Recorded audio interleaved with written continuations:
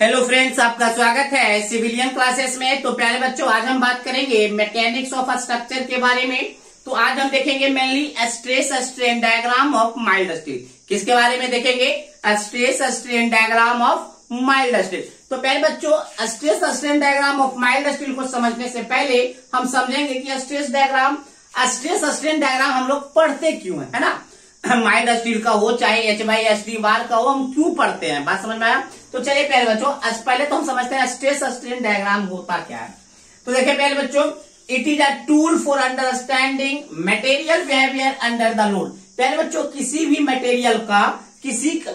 Material का अगर उसका बिहेवियर समझना है, किसी भी मटेरियल का कैरेक्टरिस्टिक्स या उसका बिहेवियर को समझना है, जब हम उस पे लोड अप्लाई करते हैं तो उस बिहेवियर को समझने के लिए हम स्ट्रेस स्ट्रेन डायग्राम का मदद लेते हैं। बात समझ में आया? तो हमने क्या बोला प्यारे बच्चों, स्ट्रेस स्ट्रेन डायग्राम एक ऐसा टूल है जो किसी भी मटेरियल के बिहेवियर को समझने में मदद करता है जब उस पे कोई लोड अप्लाई किया जाए तब। बात समझ में आया? जैसे कि प्यारे बच्चों, अगर हम बात करें तो मान लेते हैं ये कोई मटेरियल है, इस पे हम कुछ लोड लगा रहे हैं, इस पे कोई हम अप्लाइड लोड लगा रहे हैं P। अब इस लोड के कारण मटेरियल पे क्या इफेक्ट पड़ रहा है, कितना तनाव हो रहा है, कितना इसका लेंथ बढ़ रहा है, इसके सारे बिहेवियर को हम स्ट्रेस स्ट्रेन डायग्राम के मदद से देख लेंगे। बात समझ में आया? तो देखिए प्यारे बच्चों, पहला ही लाइन हमने यही लिखा है, इट इज अ टूल। ये क्या है? एक ऐसा टूल है जिससे हम किसी भी मटेरियल के बिहेवियर को अंडरस्टैंड करेंगे अंडर लोड के मतलब जब उस पर कोई लोड लगाया जाए तो उसके बिहेवियर में क्या चेंजिंग होगा वो स्ट्रेस स्ट्रेन डायग्राम से हम लोग समझ लेंगे ना। नेक्स्ट हमने लिखा stress strain diagram help engineers to select the right material for specific loading condition. That means प्यारे बच्चों, मान लीजिए प्यारे बच्चों, कोई ऐसा स्ट्रक्चर बनाना है, मान लीजिए कोई प्यारे बच्चों एक ऐसा बीम बनाना है जिसपे 50 किलो न्यूटन का लोड आने वाला है। तो प्यारे बच्चों, इस 50 किलो न्यूटन का लोड सहने के लिए जिस मटेरियल से बीम को बनाना है वो मटेरियल कैसा होना चाहिए? लोहे का होना चाहिए या स्टील का होना चाहिए या एल्युमिनियम का होना, कैसा मटेरियल यहाँ पे हम अप्लाई कर दे ताकि ये 50 किलो न्यूटन का लोड रेसिस्ट कर ले। तो प्यारे बच्चों, इतना लोड तभी रेसिस्ट कर सकता है जब आप इस मटेरियल के बिहेवियर के बारे में जान रहे होंगे कि कितना लोड ये सह सकता, मतलब इस मटेरियल के बिहेवियर के बारे में जान रहे होंगे, तभी आप बता सकते हैं कि 50 किलो न्यूटन का लोड सह सकता। तो इस मटेरियल के बिहेवियर को जानने के लिए आपको स्ट्रेस स्ट्रेन डायग्राम का मदद लेना होगा। तो प्यारे बच्चों, इंजीनियर्स कौन सा मटेरियल चूज करे फॉर ए गिवन लोडिंग, वो भी आपको स्ट्रेस स्ट्रेन डायग्राम ही बताता है। ठीक है ना प्यारे बच्चों? अब तीसरा पॉइंट हमने लिखा, it is a graph that represent behaviour of material under an increasing load. प्यारे बच्चों, अभी हम दिखाएंगे स्ट्रेस स्ट्रेन डायग्राम एक ऐसा ग्राफ है जो स्ट्रेस और स्ट्रेन के बीच में ड्रॉ किया जाता है और मटेरियल के बिहेवियर को रिप्रेजेंट करता है। कब? जब उस पर हम लोड अलग अलग वेरी करें या इंक्रीज करें या डिक्रीज करें तब। अब देखेंगे प्यारे बच्चों, किसी भी स्ट्रेस स्ट्रेन डायग्राम में जनरली 3 रीजन होते हैं। एक होते हैं इलास्टिक रीजन, दूसरा होता है प्लास्टिक रीजन और तीसरा होता है रप्चर पॉइंट, जहां पे मटेरियल ब्रेक करता है। तो इन तीनों पॉइंट को हम तीनों रीजन को हम बेहतरीन तरीके से देखेंगे कब? जब हम डायग्राम को ड्रॉ करेंगे तब। ठीक है ना। Stress strain diagram are generated experimentally. तो देखिए प्यारे बच्चों, हमने क्या बोला, इस पॉइंट को देखिए, इट इज ए ग्राफ। ये क्या होता है ना, स्ट्रेस स्ट्रेन डायग्राम क्या है? ग्राफ है। स्ट्रेस को हम लोग बाई एक्सिस पे ड्रॉ करते हैं और स्ट्रेन को हम लोग एक्स एक्सिस पे ड्रॉ करते हैं। और जब माइल्ड स्टील का हम आपको डायग्राम बताएंगे तो प्यारे बच्चों, इस तरह से डायग्राम कुछ होगा, इस प्रकार से डायग्राम होगा जो हम आगे बताएंगे। ठीक है ना। तो हमने क्या बोला प्यारे बच्चों कि इस डायग्राम को ड्रॉ करने के लिए कुछ तो आप एक्सपेरिमेंट किए होंगे। तो इस डायग्राम को प्यारे बच्चों ड्रॉ करने के लिए जो हम एक्सपेरिमेंट करते हैं, उस एक्सपेरिमेंट का नाम होता है टेंसाइल टेस्ट। कौन सा टेस्ट? Tensile test. और जिस इक्विपमेंट पे हम इस टेस्ट को कंडक्ट करते हैं, उस इक्विपमेंट का नाम है UTM machine, that means universal testing machine. इस पॉइंट को भी हम आगे लिखा देंगे। टेंसाइल टेस्ट ऑफ मटेरियल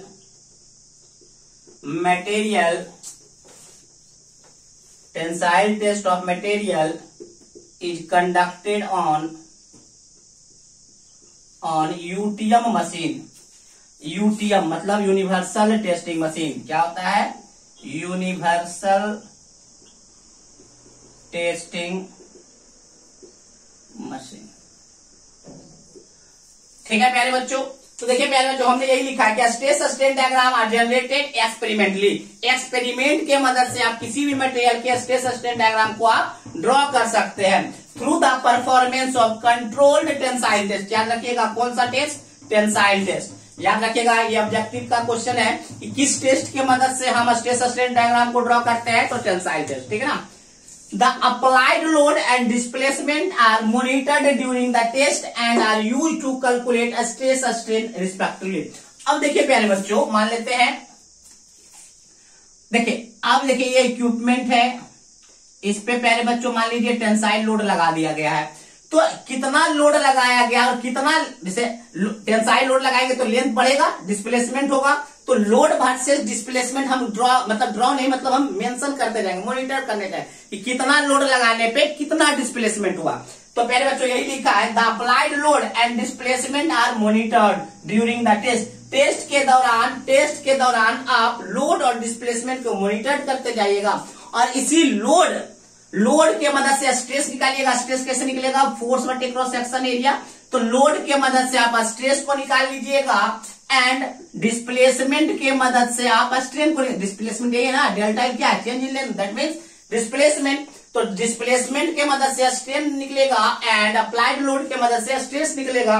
तो यही लिखा है प्यारे बच्चों, the applied load and displacement are monitored during the test. Test के दौरान आपको क्या करना है? कॉपी में मॉनिटर करते जाना है, लिखते चला जाना है क्या, कितना लोड लगाने पे कितना डिस्प्लेसमेंट हुआ। And are use to calculate the stress strain respectively. और उसी लोड और डिस्प्लेसमेंट के मदद से हम स्ट्रेस स्ट्रेन क्या करेंगे? निकालते चले जाएंगे। ठीक है ना। फिर हमने लिखा है tensile test of material is conducted on UTM machine, that means universal testing machine. Tensile test होता है जो मटेरियल का, वो किस पे निकालते हैं प्यारे बच्चों? यूनिवर्सल टेस्टिंग मशीन पे निकालते हैं। तो ये तो हमने देखा प्यारे बच्चों कि स्ट्रेस स्ट्रेन डायग्राम के क्या होता है। स्ट्रेस स्ट्रेन डायग्राम एक ऐसा टूल है जो किसी भी मटेरियल के बिहेवियर को जानने में मदद करता है जब उस पर कोई लोड लगाया जाए तो। ठीक है ना। और इंजीनियर्स को भी आसानी होता है क्या करने में? मटेरियल को सिलेक्ट करने में कि कितना लोड आएगा तो कौन सा मटेरियल हम यूज करेंगे, क्योंकि मटेरियल के बिहेवियर को इंजीनियर्स जान जाता है स्ट्रेस स्ट्रेन डायग्राम के मदद से। अब देखिए प्यारे बच्चों, स्ट्रेस स्ट्रेन डायग्राम में जनरली 3 रीजन होते हैं, एक इलास्टिक रीजन, एक प्लास्टिक रीजन, एक रप्चर पॉइंट। ठीक है ना। और स्ट्रेस स्ट्रेन डायग्राम को जो जनरेट करते हैं, ड्रॉ को जो करते हैं एक्सपेरिमेंटली टेंसाइल टेस्ट से करते हैं ना। और टेंसाइल टेस्ट में हम जनरली क्या करते हैं? लोड और डिस्प्लेसमेंट को हम मॉनिटर करते चलते हैं, देखते चलते हैं, कॉपी में नोट डाउन करते चलते हैं और इन्हीं दोनों के मदद से हम स्ट्रेस और स्ट्रेन को निकालते हैं और उसको हम ड्रॉ कर देते हैं। ठीक है ना प्यारे बच्चों। चलिए इसको आप नोट डाउन कीजिए। अब हम बात करेंगे stress strain diagram of mild steel. ठीक है ना। चलिए नोट डाउन कीजिए।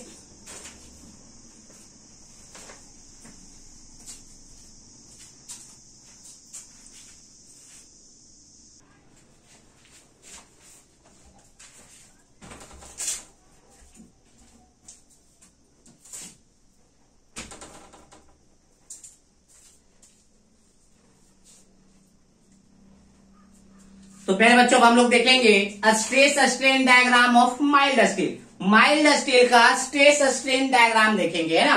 तो पहले बच्चों सबसे पहले आपको ये समझना होगा कि माइल्ड स्टील क्या होता है ना। माइल्ड स्टील को अगर आप बेहतरीन तरीके से समझ जाते हैं, पहले बच्चों अगर आप माइल्ड स्टील को बेहतरीन तरीके से समझ जाते हैं तो इसको समझना थोड़ा सा आसान होगा। तो प्यारे बच्चों अगर हम ग्रेड ऑफ स्टील के बारे में बात करें तो 3 ग्रेड्स में पाया जाता है स्टील, Fe250, Fe415 और Fe500। ठीक है ना। 3 ग्रेड में स्टील पाया जाता है। Fe250 को ही कहा जाता है माइल्ड स्टील और इन दोनों को कहा जाता है H/SD बार। H/SD बार कहने का मतलब क्या है? हाई यील्ड स्ट्रेंथ डिफॉर्म्ड बार। हमने क्या बोला प्यारे बच्चों, 3 ग्रेड में इससे भी ज्यादा ग्रेड होता है, लेकिन ज्यादातर हम 3 ही ग्रेड का बारे में बात करते हैं। Fe250, Fe415 और Fe500। Fe250 को बोलते हैं माइल्ड स्टील, और Fe415 और Fe500 को बोलते हैं हाई यील्ड स्ट्रेंथ डिफॉर्म्ड बार।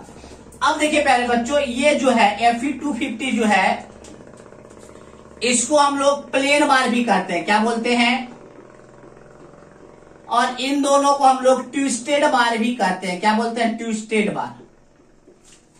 देखिए प्यारे बच्चों, अगर हम आपको दिखाना चाहें, पता नहीं आपको दिखेगा या नहीं दिखेगा।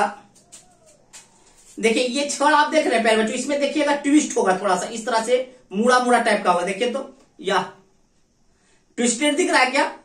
इस टाइप का जो आप लोग जनरली जो छड़ देखते हैं ना, ये छड़ है, ये क्या है आपका छड़।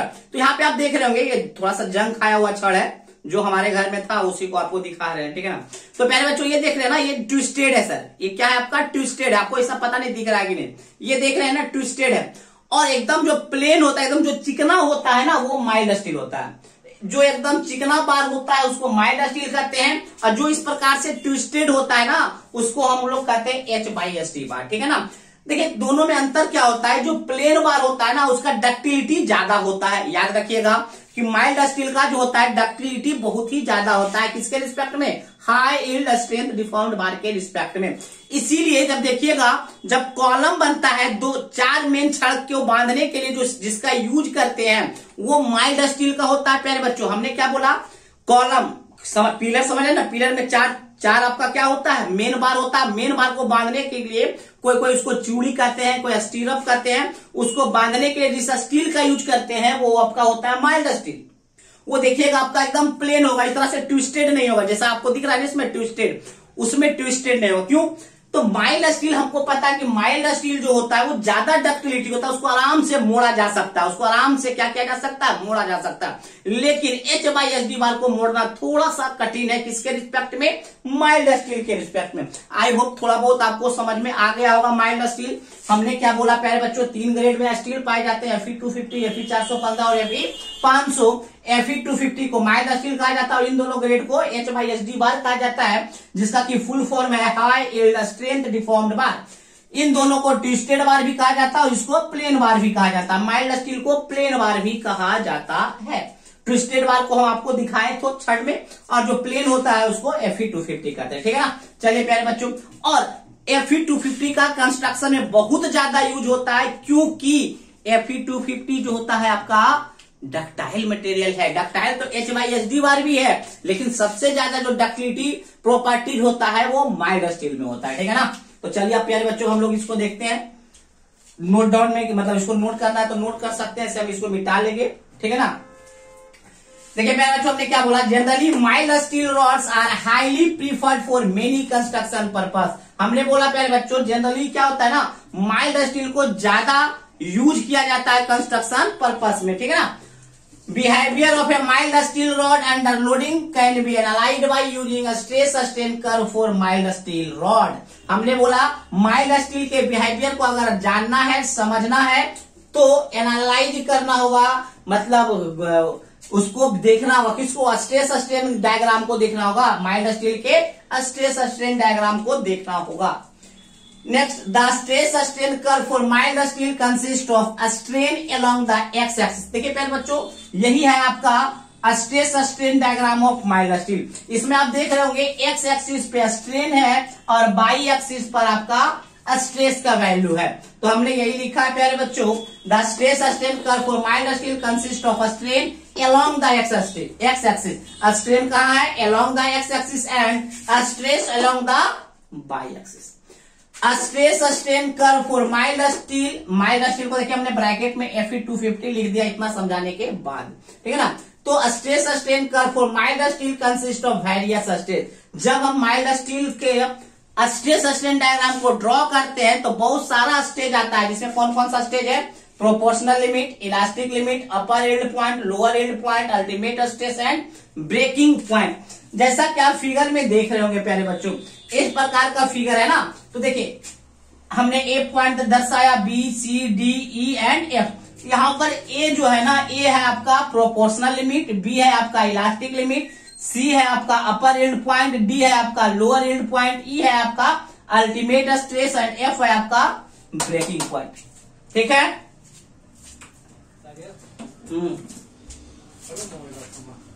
हाँ,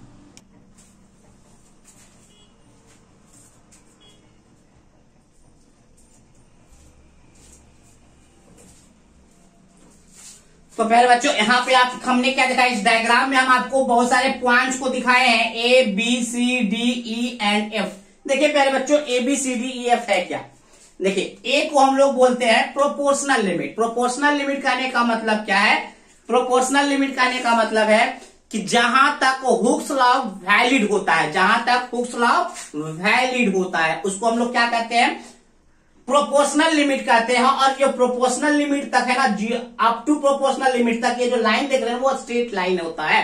ठीक है ना। अब देखिए बी है आपका इलास्टिक लिमिट। बी क्या है, इलास्टिक लिमिट। दैट मीन्स प्यारे बच्चों इलास्टिक लिमिट तक भी, इलास्टिक लिमिट तक भी आपका हुक्स लॉ फॉलो होता है, वैलिड होता है। बट ए से बी का जो रीजन है ना, ए से बी का जो रीजन है वो स्ट्रेट लाइन नहीं है, वो आपका कर्व है। याद रखिएगा, इतना याद रखिएगा कि प्रोपोर्शनल लिमिट से लेकर इलास्टिक लिमिट तक का जो जोन होता है, जो लाइन होता है, वो आपका कर्व होता है। अब जो सी है प्यारे बच्चों अपर यील्ड पॉइंट है और डी है आपका लोअर यील्ड पॉइंट है। लोअर यील्ड पॉइंट है, that means lower yield point के रिस्पेक्ट में जो स्ट्रेस होता है, देखिए इसके रिस्पेक्ट में मतलब इसके कोरस्पॉन्डिंग डी पॉइंट, मतलब डी क्या है, लोअर यील्ड पॉइंट के कोरस्पॉन्डिंग जो स्ट्रेस होता है उसी को हम लोग बोलते हैं यील्ड स्ट्रेस। क्या बोलते हैं, यहां पे ड्रॉ कर लीजिएगा इस पॉइंट को, yield stress. Lower yield point के कोरस्पॉन्डिंग जो स्ट्रेस होता है वही आपका यील्ड स्ट्रेस कहलाता है।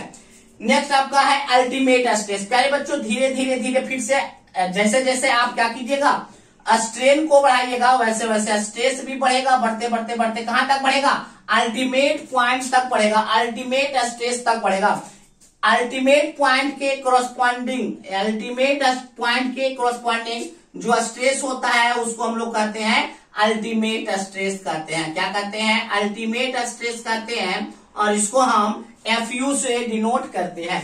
किससे डिनोट करते हैं, FU से डिनोट करते हैं। ठीक है प्यारे बच्चों, चलिए तो हमने ये लिख दिया FU। ठीक है ना। अब देखिए प्यारे बच्चों हम अभी पिछले स्लाइड में हमने क्या बताया था आपको कि स्ट्रेस स्ट्रेन डायग्राम जो होता है ना, तीन चीज से बना हुआ होता है, elastic region, plastic region and rupture zone. तो देखिए प्यारे बच्चों 0 O से लेकर B तक का जो रीजन होता है वो इलास्टिक रीजन कहलाता है, क्योंकि इलास्टिक बिहेवियर यहाँ पे शो करता है। इलास्टिक बिहेवियर करने का मतलब क्या है, मटेरियल के बी पॉइंट तक अगर आप लोड को लगाने के बाद आप हटा लेते हैं तो अपने ओरिजिनल शेप एंड साइज में आ जाता है। दैट मीन्स बी पॉइंट तक इलास्टिक रीजन है, दैट मीन्स इलास्टिसिटी प्रॉपर्टीज को फॉलो करेगा। बी के बाद मटेरियल जो है परमानेंट डिफॉर्मेशन में जाता है। परमानेंट डिफॉर्मेशन कहने का मतलब है कि एक बार मटेरियल खींचा गया तो फिर अपने ओरिजिनल शेप एंड साइज में नहीं जा पाएगा। तो बी से लेकर ई तक आपका है प्लास्टिक रीजन, और अल्टीमेट स्टेज के बाद नेकिंग जोन आता है। ये आपका नेकिंग जोन भी कहलाता है। कौन सा, नेकिंग जोन। नेकिंग जोन का मतलब समझिए प्यारे बच्चों, देखिए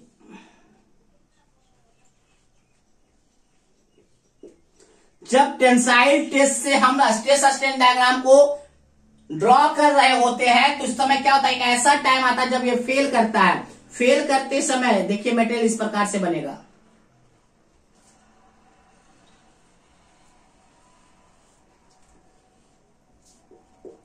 इस प्रकार से बनना स्टार्ट करता है। तो देखिए मेरे बच्चों पहले तो इसको घिसते जाएंगे तो इस प्रकार से पहले बनेगा। देखिए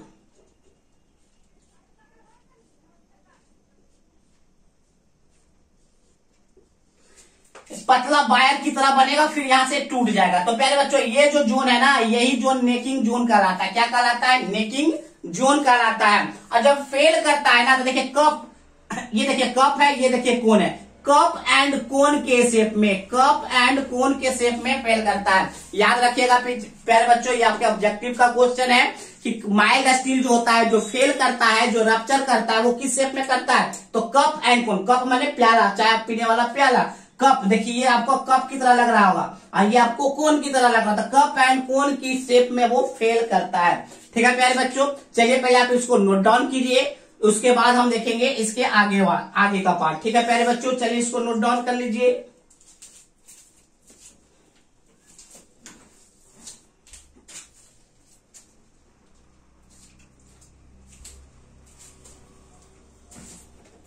तो पहले बच्चों इसको अच्छे से पहले नोट डाउन कर लीजिए। इसके हम ABCDEF को फिर से अगले क्लास में हम बढ़िया से आपको क्या करेंगे, समझाएंगे। प्रोपोर्शनल लिमिट को, इलास्टिक लिमिट को, अपर एंड पॉइंट को, लोअर एंड पॉइंट को, अल्टीमेट स्ट्रेस को और ब्रेकिंग पॉइंट को। ठीक है ना। उसके बाद हम अगले क्लास में इसको समझाने के बाद पढ़ेंगे stress strain diagram of H/S dy। ठीक है ना। चलिए इसको नोट डाउन कर लीजिए पहले।